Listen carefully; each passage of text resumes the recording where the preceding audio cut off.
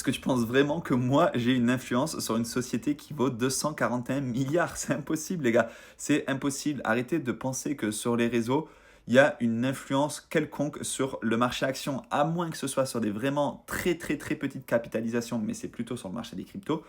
C'est impossible d'avoir une influence en fait. Les institutionnels, ils manipulent des milliards d'euros. Donc c'est ça qui fait varier le cours de l'action. Et ce qui fait varier le cours de l'action, c'est les résultats de l'entreprise. Ils sont moins intéressants. Donc forcément, les investisseurs se désintéressent, ce qui fait chuter le cours de LVMH. Et c'est ça qui lui a fait perdre des milliards de capitalisation.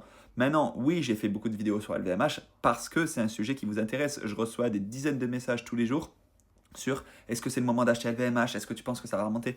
J'en sais rien. Personnellement, j'ai des actions LVMH, c'est une boîte que j'aime, c'est une boîte qui est ultra belle, qui est diversifiée dans le domaine du luxe, qui fait rêver à l'étranger. Mais en attendant, effectivement, cette année, elle est passée de près de 800 euros à 483 euros à l'heure où je tourne la vidéo.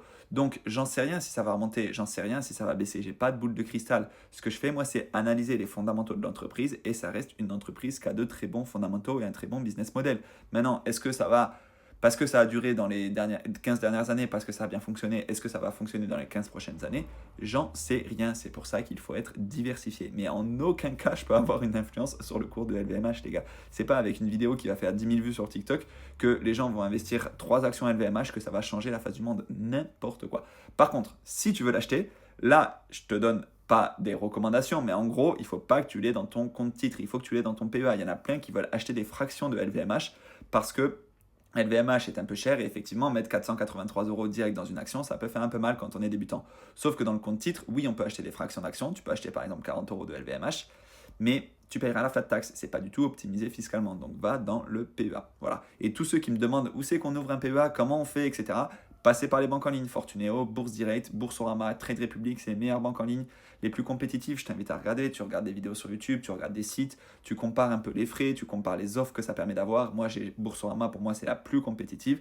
Donc, si tu veux, j'ai même un code de parrainage pour toi de 150 euros. T'es pas encore une fois, tu n'es pas obligé de l'utiliser, mais si tu l'utilises, tu as 150 euros de prime d'ouverture. Honnêtement, moi aussi, je touche une prime de parrainage si tu ouvres ton compte avec ce code.